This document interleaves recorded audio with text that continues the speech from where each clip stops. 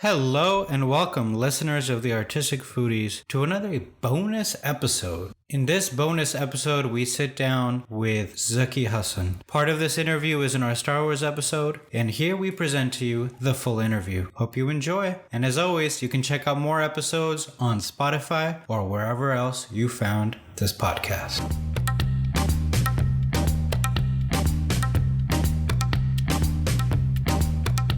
Our guest today is Zaki Hasan, who was born and raised in Chicago. He spent some time in Saudi Arabia before settling in the San Francisco Bay Area. And he's a well-known film reviewer and critic here in the Bay Area. He's part of the San Francisco Films Critic Circle, and he writes reviews for films in the San Francisco Chronicle, Huffington Post, Fandor, and he has his own podcast, the Movie Film Podcast, which I have listened to for a long time, and great reviews on there. And he's part of this book that he was the author of, called The Geek Wisdom, The Sacred Teachings of Nerd Culture, which is a great title. So Zaki, thank you again for being on the show, and I appreciate your time here. So one thing we wanted to talk about a little bit before we get into the Star Wars aspect of this episode is tell us a little bit about your background. You know, you studied film in Chicago, and I know you started out as a filmmaker with you had your own production company, Mr. Boy Productions. And tell us a little bit about that and the process of studying film, and what were some of your influences as a student, and how did you develop to where you are now? Well, first of all, thank you again for inviting me on. Yeah, I've been very fortunate in that I've been a media professional for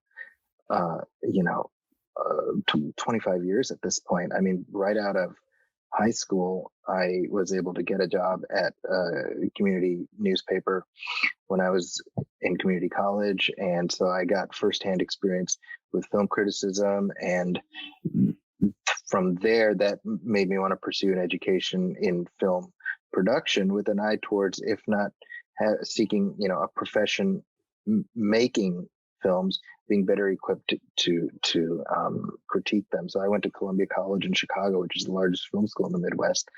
And, I got a real firsthand account of the work that goes into getting something made. And that was really enlightening for me.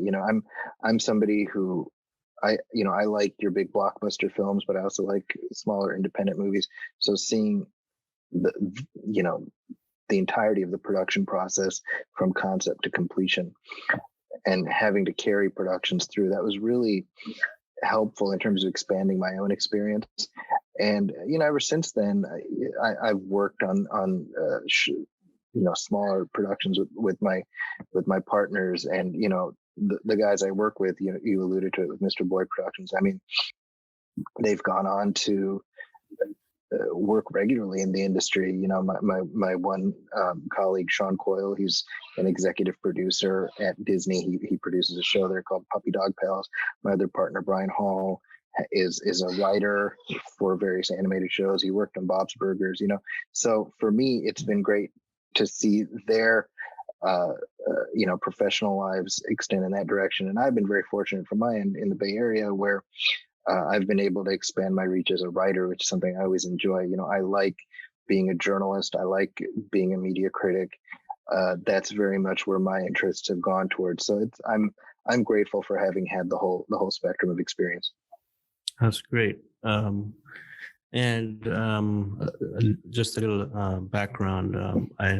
Me and Zaki worked a little bit in the past on a project, which is the world famous The Muslim Roundtable television show back in the early 2000s. And amazing. Almost 20 years. Can you believe that?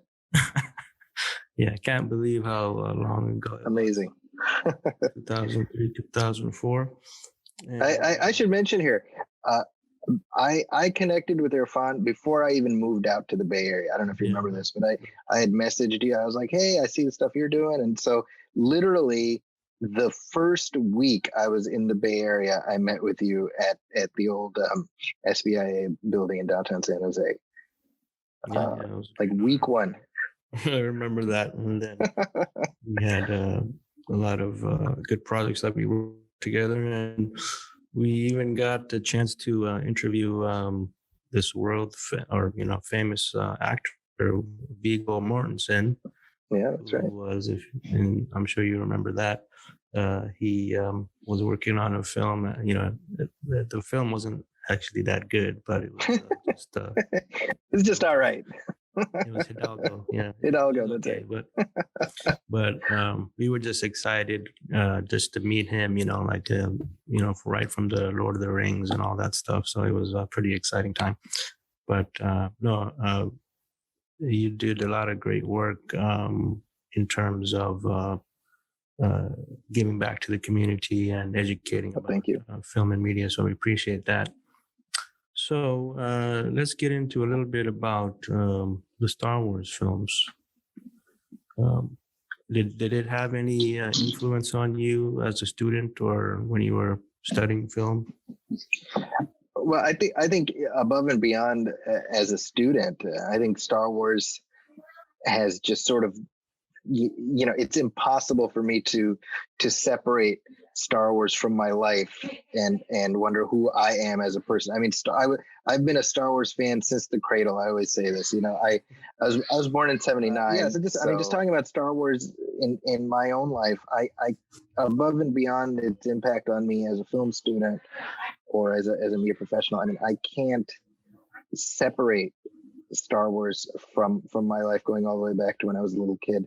I was born a Star Wars fan because I was born in '79. The film came out in '77.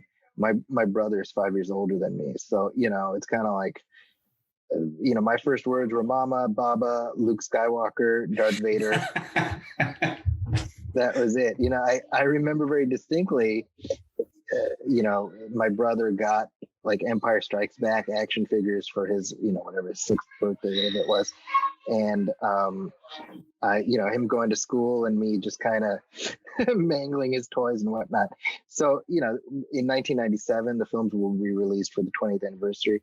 And, from then to now, Star Wars has always been sort of part of the pop culture, but we forget that there was a period there from like 85 to 95 where Star Wars was just like gone. Like it was not part of the cultural conversation. I mean, they'd started coming out with novels again in the early 90s, but it was, now it's just ubiquitous. It wasn't that way. So for me, like I said, above and beyond as like a film student, it was just always a part of my life, and so for me, like now as a parent, one of the joys of being a parent for me with all these kids is I get to experience it through them. And it totally changes my perception. I think that's why I'm just more easygoing when it comes to, I see people argue online about, this, like, is this canon and does that count or whatever? And for me, it's all Star Wars. It's fun, That's a very passionate conversation. People have lost friendships over that. Very true. Very true.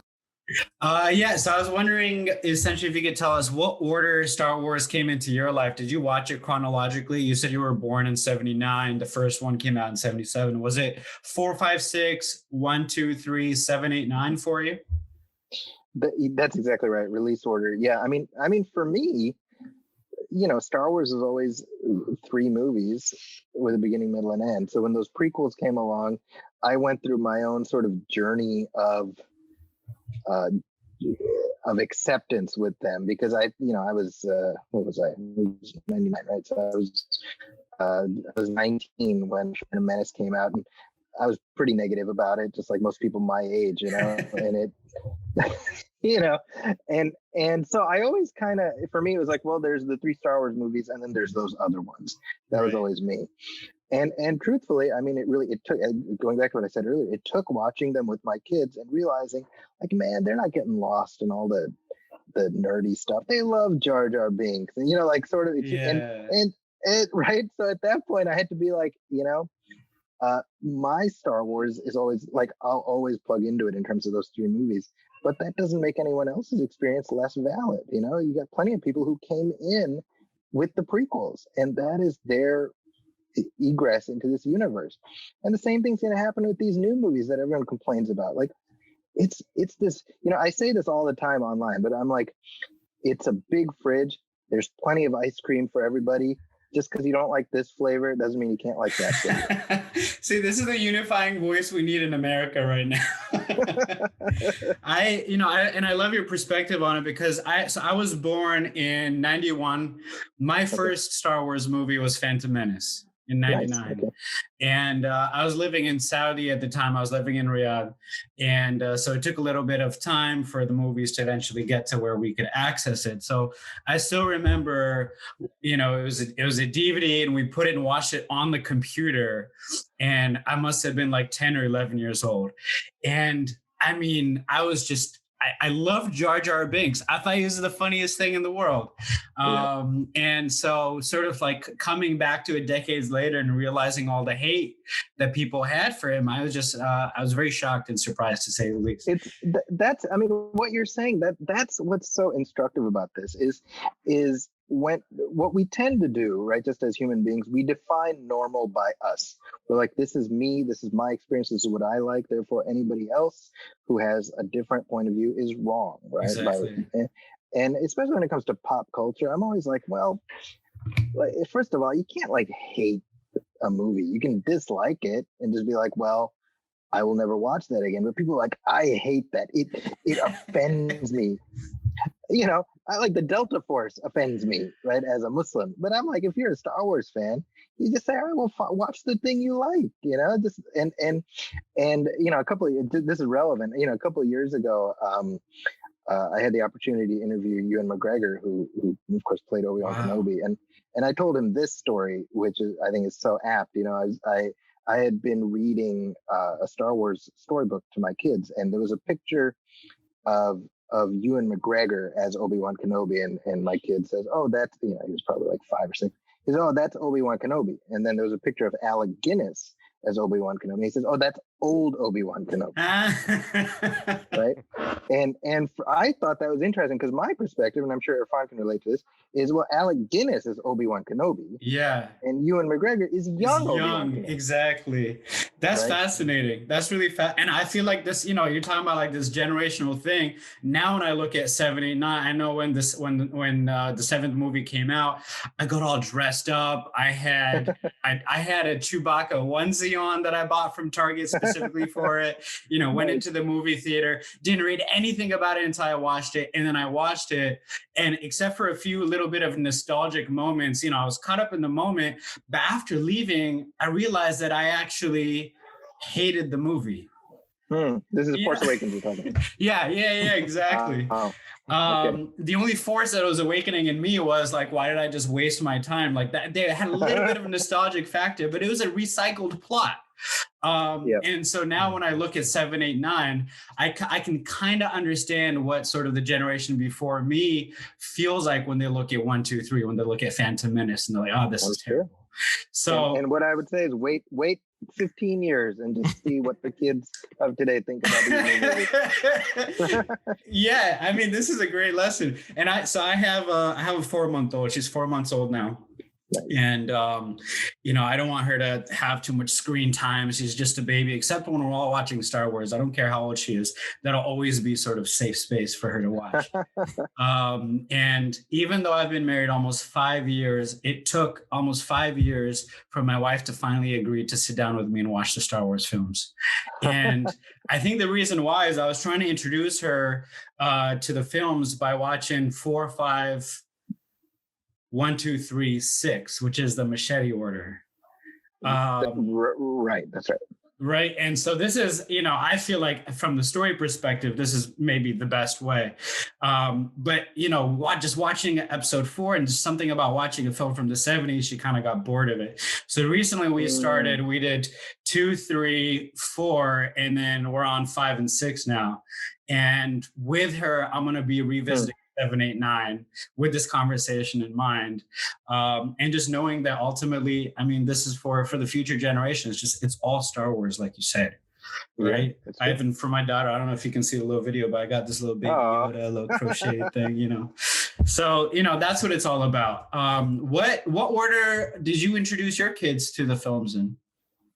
So we watched the original trilogy and then the prequel trilogy, and at least my oldest ones, the timing kind of worked where they got into Star Wars in like 2012, 2013 thereabouts, and then the sequel trilogy happened almost right away, so for them, like it's Star Wars has just always been like a thing, like an ongoing thing in their life. It's never something that went away. But my feeling has been and remains, I mean, notwithstanding your wife's reaction, I feel like the original movie, Star Wars, as I call it, still is still the best introduction to the universe. But obviously, other people disagree, which is fine.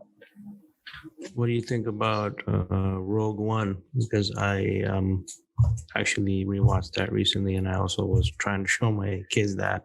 Mm-hmm. They got bored until the end, when it got a bit exciting. But what do you think about that? As like that, technically, that's like the beginning before. Yeah, I feel like this is like my own sort of bias, because I'm like, well, you got to start with Luke Skywalker. That's just how it is. But right? I mean, I feel like that film works better if you know the context in which it exists. Yeah. Right. I certainly, and I don't know. I mean, it's impossible for me to separate my own lived experience with it, but it seems like the Darth Vader scene at the end, and all the little callbacks and things like that, having Peter Cushing in there, like that really only works if you've already seen episode 4. Mm-hmm. That's true. In my opinion.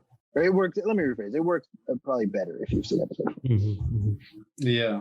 So it's interesting that no matter what the age group, no matter what the cultural background, I mentioned that we were watching it in Saudi Arabia. My dad actually told me a story. He was born in 70. So when the movie finally made it to him, he was born and raised in Nairobi, Kenya.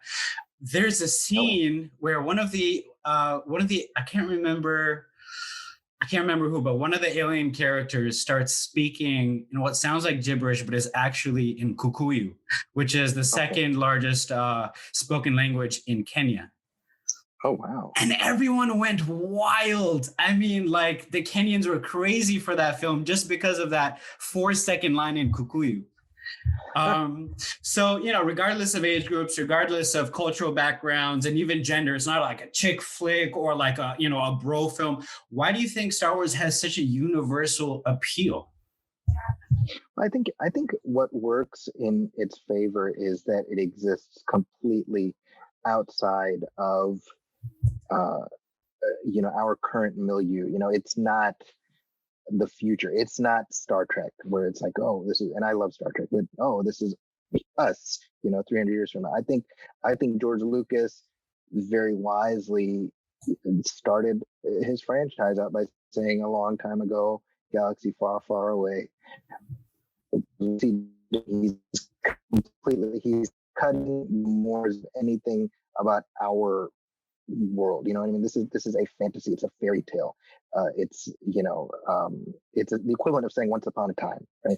And so that allows it to be something that anyone in the world can buy into, because it's not explicitly about an American worldview. It's not American imperialism, no pun intended. And if anything, the central idea of a group of resistance fighters who are against fascism, well, that's something that anyone anywhere can relate to. It's a basic good versus evil, and we're just talking about the original 3 movies. It's a very basic good versus evil story that is, whether you're a little kid or whether you're young at heart, you can buy into that. You can project yourself onto Luke Skywalker. The idea that, oh, I have unfulfilled dreams. I want to make something of myself. I mean, who doesn't feel that? Who doesn't have that longing? Right, absolutely. And you can't deny the charm of lightsabers either. That's right. I mean, it's especially that original film, right? It's essentially an old time story of knights, but instead of swords, you have light swords. Instead of dragons, you have Darth Vader. But what are you doing? You're rescuing a princess. I mean, it's this template. You could just as easily tell the same story about King Arthur and it would still work. Absolutely. And I think this is a good segue to get into sort of the inspirations. I know that Joseph Campbell worked as a consultant on this film, and he sort of really broke down the hero's journey. He studied all these different stories and narratives and says, okay, so basically your basic story is this. Right. It's the call to action, the threshold. You have a mentor, you have this basic story arc. And I think, when I think of the few films that follow it almost to a T, something like The Matrix is a great example. But Star Wars, because he actually worked directly on it, you have all these archetypes. And the thing about archetypes is you see them in your own life, you see them in your own story.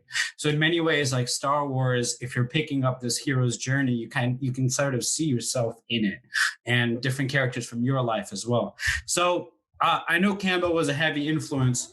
I'm curious to sort of break down the context of that time with you a little bit. So, it came out in 77, production started, I think, in 75. And what was going on in the Bay Area at this time? George Lucas was in the Bay Area, of course. So what was going on in the Bay Area in the late 60s, early 70s? And what influences do you think that had on the original Star Wars film? Well, I think above and beyond, the specific Bay Area context, you look at the socio-historical context. There was obviously we were in the midst of the Vietnam War. We had just come out of the Nixon era, where the American public, to a large extent, lost faith in the idea of a president being, a benevolent force, looking out for everybody. So there was a deep well of cynicism that came up as a result not only of the Vietnam War, but also the breakdown of the traditional family. Obviously, drug culture became much more common. The sort of traditional, if you will, Leave It to Beaver values were kind of breaking down. And so what George Lucas came to reflect, by virtue of the fact that he came up in the Bay Area film community, having grown up in Modesto, he had been hanging out with Francis Coppola, who of course did The Godfather, and so his own sensibilities were much more cynical, right? I mean, his very first film was THX 1138, which is a very dark dystopian movie about a fascistic government. I mean, think about it. That's George Lucas's first film right out the chute. I mean, that was his student film. Yeah. And he turned it into a feature. So that's like where his head was at. And it was so dark and so, in his own head, that the movie, the theatrical version, which was, by the way, the first release of American Zoetrope, which was Francis Coppola's company, I mean, it tanked. The studio saw it, and they were like, "Give us our money back." Like, they're like, "We paid you to make this, pay up," and because they knew they were going to take a bath on it, and they were right. I mean, I think it's a fascinating movie. It's not a crowd pleaser by any sense, but I think you're gonna have a lot of people like, "Ooh, George Lucas's first sci-fi movie. Let's check this out," and they're gonna watch it and be like, "Hey, come on, Johnny, Janie, let's get the family together and watch George Lucas's first Star Wars inspiration," and it's just super dark, right? So that's where his storytelling was at, and I think honestly, what he realized was he realized in a weird way what Rod Serling realized with the Twilight Zone, which was like anything he wanted to do as far as a cultural critique and social commentary, he had to disguise it with about 8 layers of sci-fi trappings. And that's what Star Wars is, right? So it's a reflection of his own experience. It's a reflection of American experience. And I mean, obviously, being a Bay Area resident, I think we all would like to believe that his own experience here, which there was just a bit more sort of open-minded thinking, I think, in terms of viewing the world and spirituality and things like that. I think but he took like 8 different elements and baked them all together into this mix that seems completely unique in and of itself, and yet you can see all the different influences that he brought into it, from Campbell to Coppola. It's all in there. Yeah, absolutely. And, I agree about THX 1138. It's not a crowd pleaser. I'll also go as far to say it's not a family film. which I learned after trying to watch it with my family. So, I got all my siblings together. I think 7 or 8 of us are sitting down. I'm like, I always watch movies they want to watch, and it just sort of like, kind of bores me to sleep sometimes. But I said, okay, tonight we're going to watch a film I really, really want to watch, THX 1138. You guys like Star Wars, right? Well, it's his first film.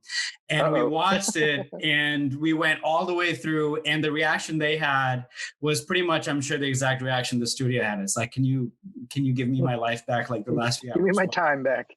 Why did you put us through it? Meanwhile, I'm sitting there like taking notes.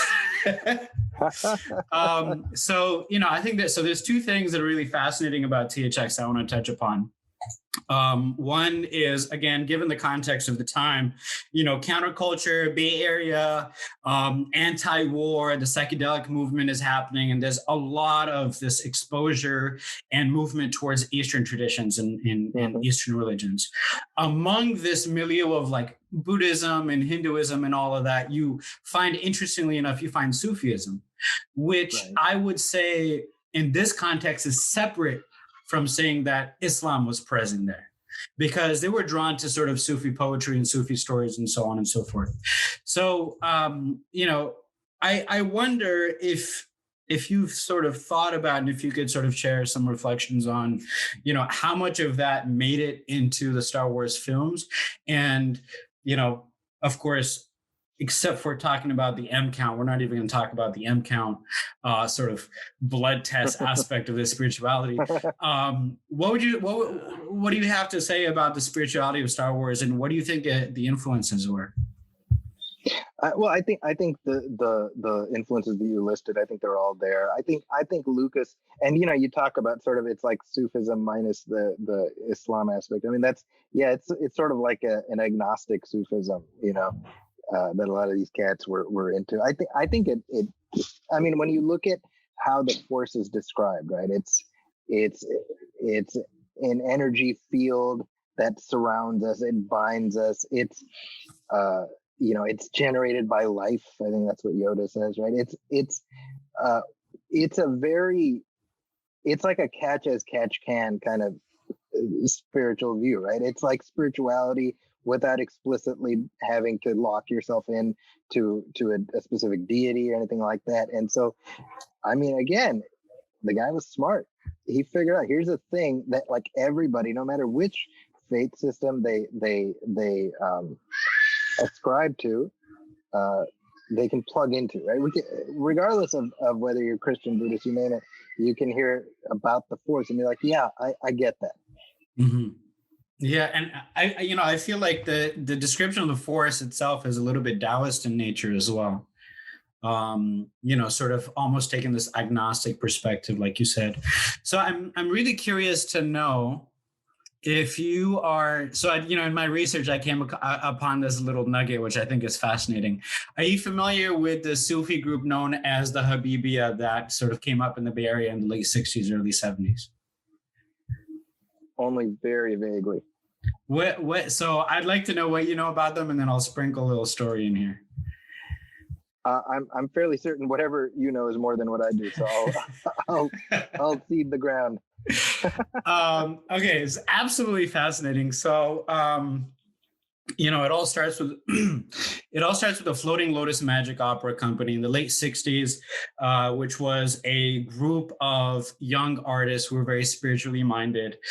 This was an opera company that was sort of led by an artist and poet named Daniel Moore. And the subject of their plays was all sacred theater.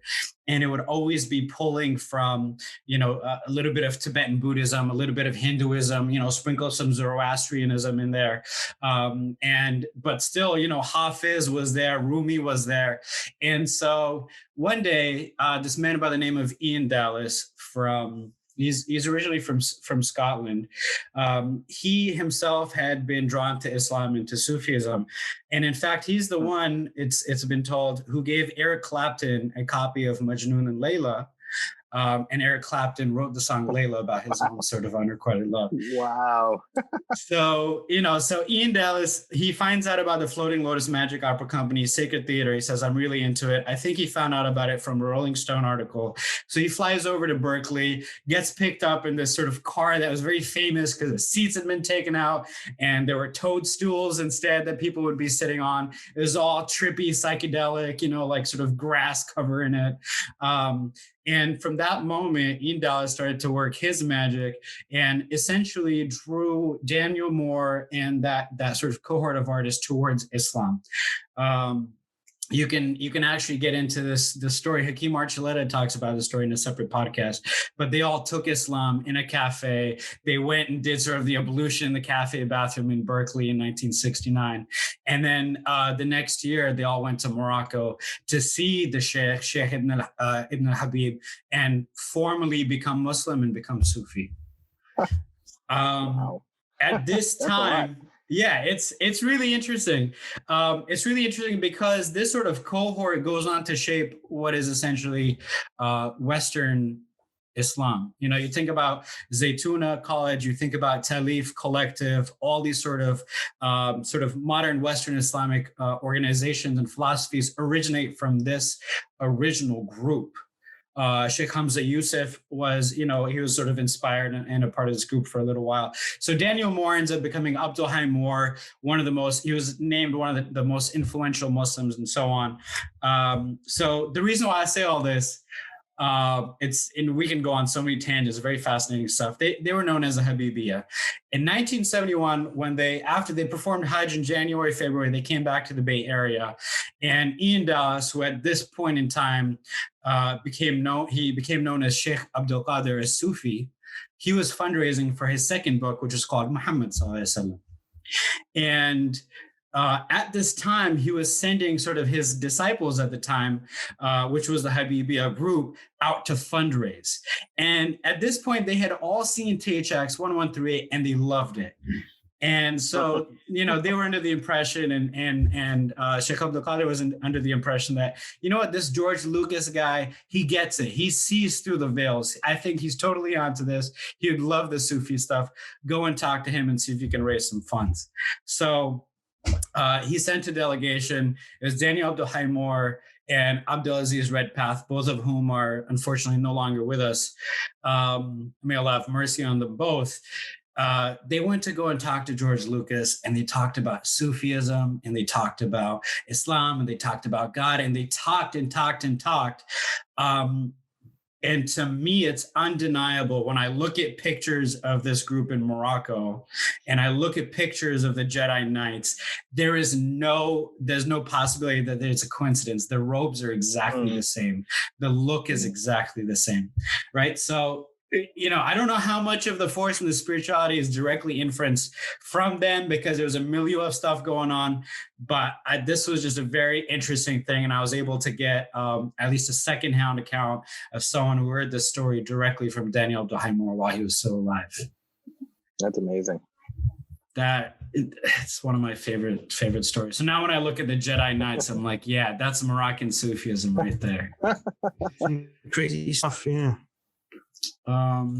So can you tell us a little bit of the Kurosawa films as well? I know George Lucas has sort of gone on record to say that Kurosawa has influenced his films. Talk to us a little bit about Hidden Fortress. I think the main point to cover there is just the plot of the princess going sort of with these farmers and the parallel between that and, the princess being transported by these droids. Yeah, I think more than anything, there's above and beyond the narrative tropes that Kurosawa uses. Yeah, specifically in Hidden Fortress, I think in a broader sense, the simplicity, the moral simplicity of samurai films was something that Lucas really plugged in with. He said many times, the Jedi are essentially samurai, and he even the way in which Jedi are supposed to wield their lightsabers with both hands, that's meant to be the way you see samurai, and he, in fact, George Lucas did not direct, The Empire Strikes Back, right? So he was back in the States while Irvin Kershner was doing it. And when he saw the rushes of Darth Vader, he was very upset because Darth Vader is using his lightsaber one-handed, and he's like, no, it's supposed to be a one-handed thing. It's supposed to be like a samurai sword.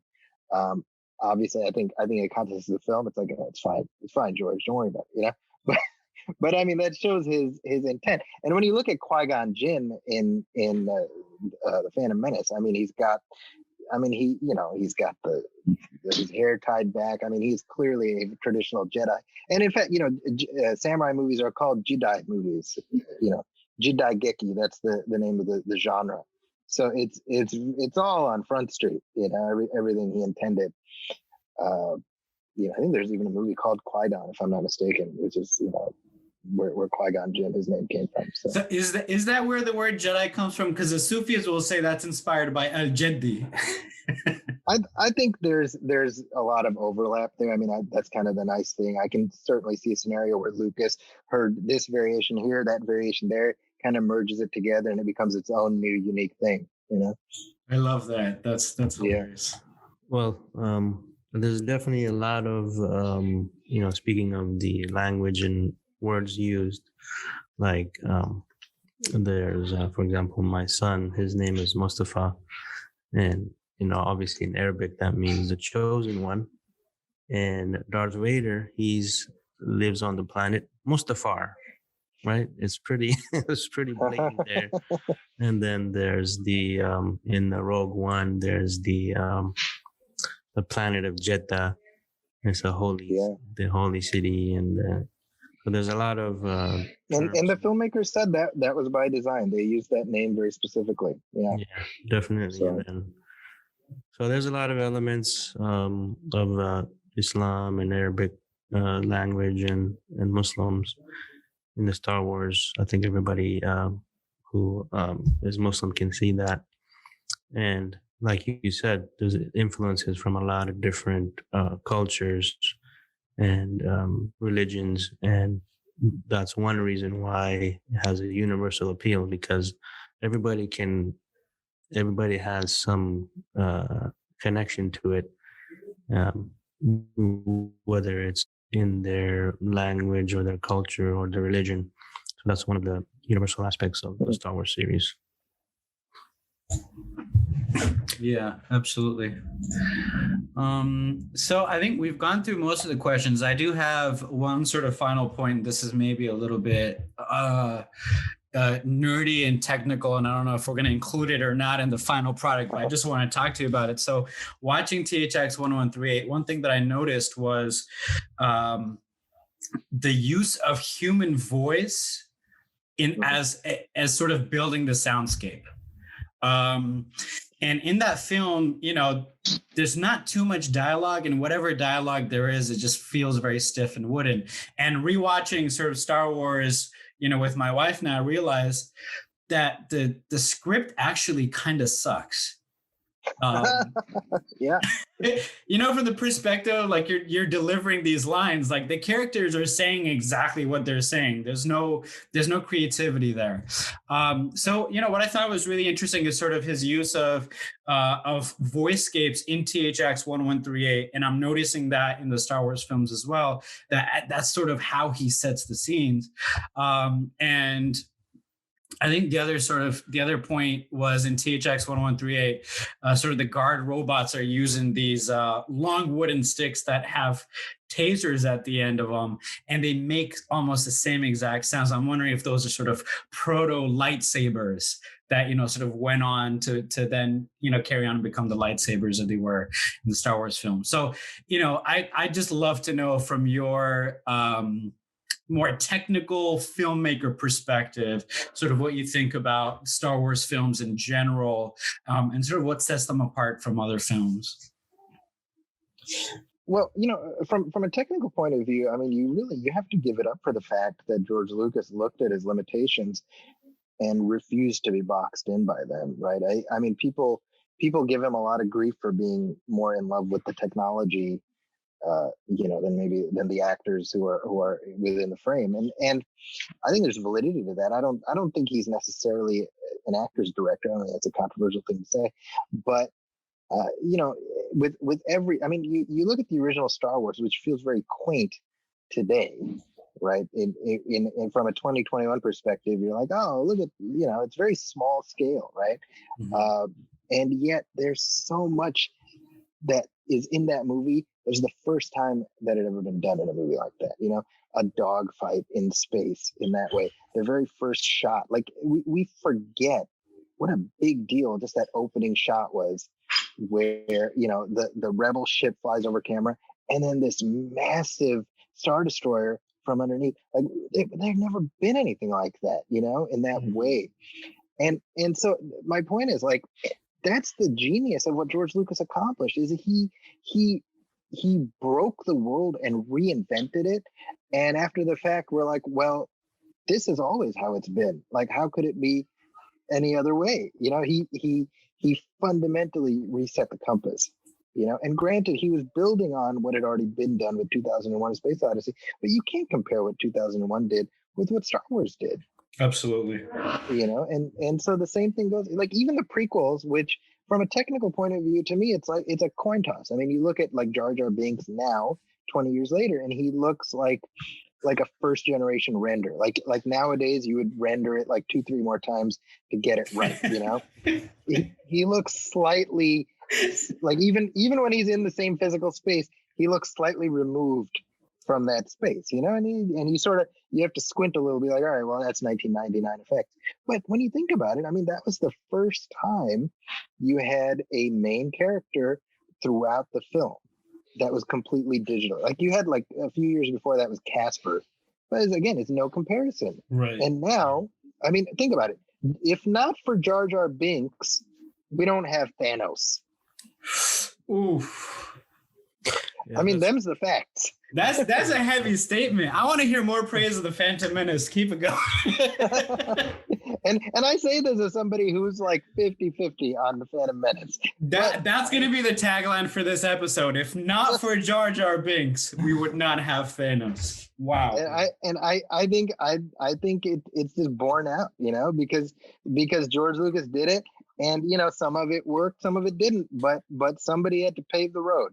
Yeah, the other thing, just to go back on the technology, which is one of the things that George Lucas pushed for, is that he made all these movie theaters become, you know, he started the digital projection, right? I believe he's the one who said, okay, this movie that's coming out, I think it was a Phantom Menace, is going to be majority digital, and you have to use this projector to show it, otherwise it's not going to work properly, right?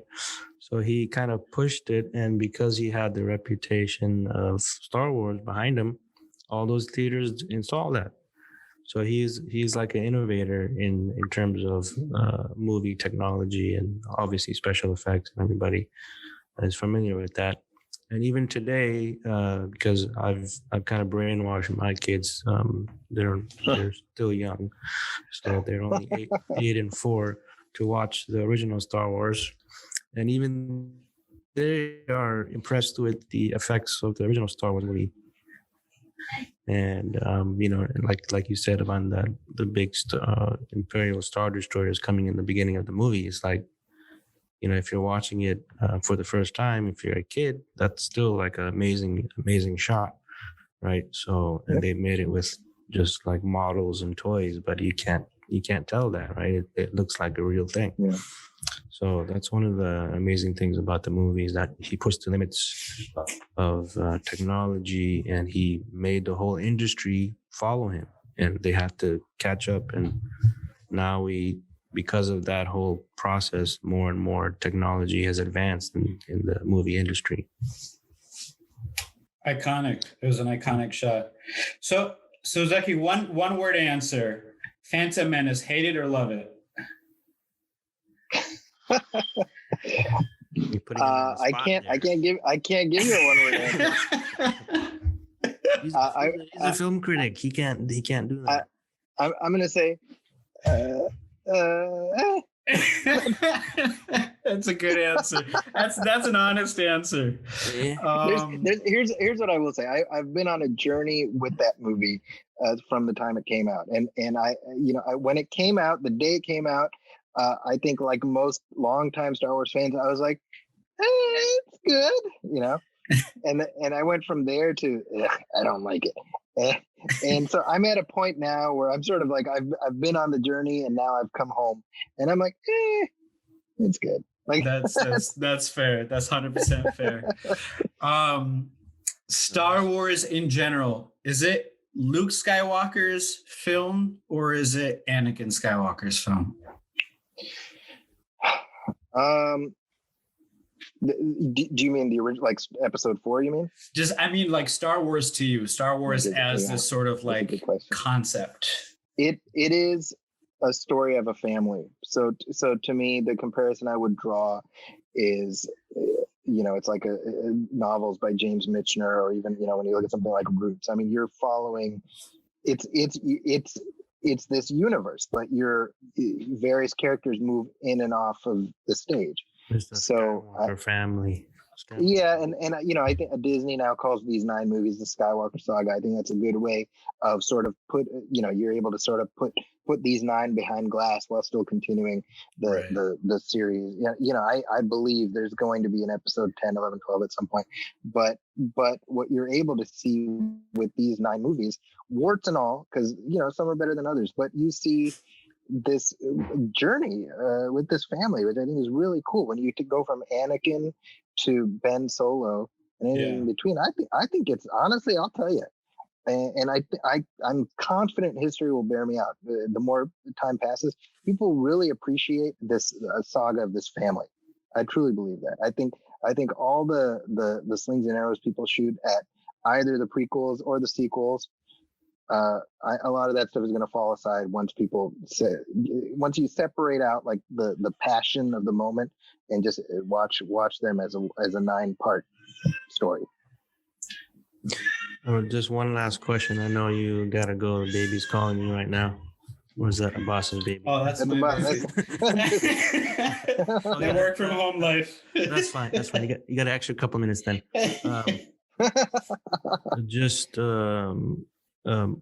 What do you think about The Mandalorian, which is nominated recently for Best TV Drama on Disney Plus, which I recently watched it.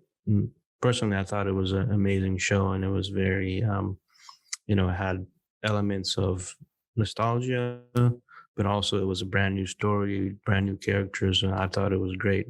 Just wanted to get your thoughts about that. Yeah, I really enjoy it. I above and beyond the story and the setting, I really like that it is kind of this weekly series. I enjoyed that aspect of it, of like you watch the episode and then you get to wait, and that wait is sort of baked into how you experience it.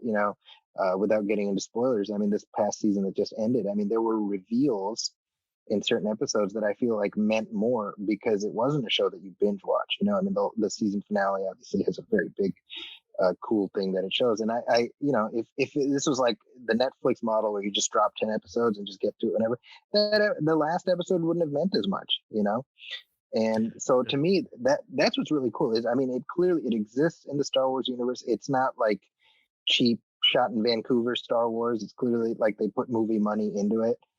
And it feels very consistent with the world that it exists, but it also shows how, they can expand beyond the Skywalker saga, and they do. There's a lot of interesting places to go. I think if this is an indication of all, because they got like just a bag full of new Star Wars things coming, right? Set in every timeline. Oh, we got the future here, we got the past here. They're doing everything. If this is an indication of how they're going to approach it, my God, I mean.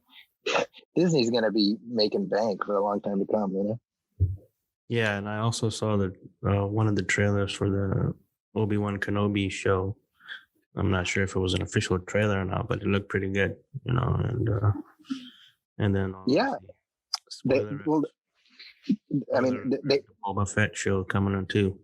Boba Fett, that's right. Yeah. It's really smart when you think about it, because what they're doing is they've got a bunch of shows set in the era between the prequel and the original films. They've got a bunch of shows set between Return of the Jedi and The Force Awakens. They got a bunch of shows set before The Phantom Menace. You have all these Star Wars timelines that you can, and this goes to what I was saying earlier. It's like, all right, well, if you don't like this era, fine, just ignore it.